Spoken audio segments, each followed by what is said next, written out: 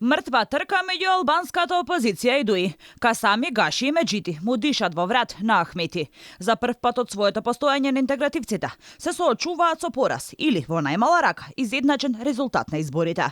Последните анкети покажуваат речиси ист рейтинг на здружената албанска опозиција и ДУИ, што за аналитичарите значи дека се поизвестно е дека ДУИ заминуваат во опозиција.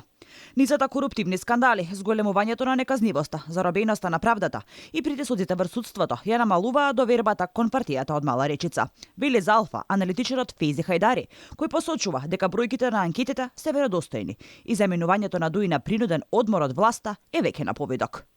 Резултатите на анкетите на граѓаните кои покажуваат дека албанската опозиција интензивно им се придружува или се во ист ниво со ДУИ, конечно станува дел од нашата политичка слика.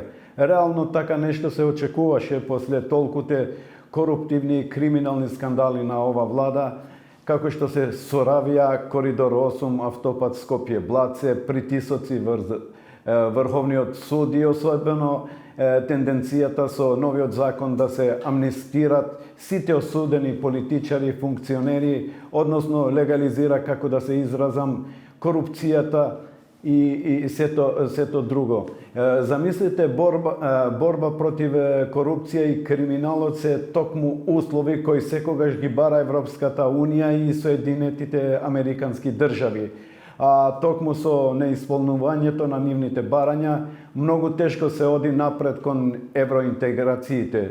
Што и како ќе се случува на политичката сцена, особено во албанскиот блок? Најверојатно одговор ќе даде старо новиот партнер во владата, односно партијата на Таравари, која веќе неколку пати влегуваше и излегуваше од власта.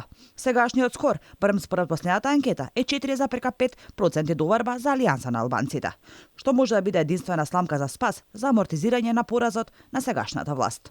Но и со нивните гласови, повторно ВМРО ДПМН, издружената албанска опозиција, барем според бројките од анкетите, би формирала влада. Но ја губат ли Ковачевски и Ахмети поддршката од Таравари. Во последниот период јавноста беше сведок на несогласувањата на министрите од Алијанса со премиерот, особено за законот за амнестија.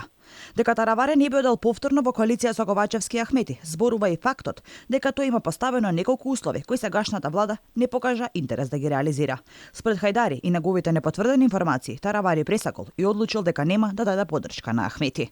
Се надевам дека евентуалното разидување на партијата на Таравари и Али Ахмети како дел од владата ќе биде одлучувачки момент во евентуалниот триумф на опозицијата. Да ве потсетам дека пред неколку дена лидерот на Алијансата на албанците, господинот Армен Таравари, замина за во Приштина во една средба со премиерот на Косово Албин Курти, од каде и самиот премиер Албин Курти, според наши извори, на Таравари му кажал дека во идните избори ќе ја поддржи овдешната опозиција, на што Таравари им ветил јасно дека нема да оди заедно со ДУИ во идните избори.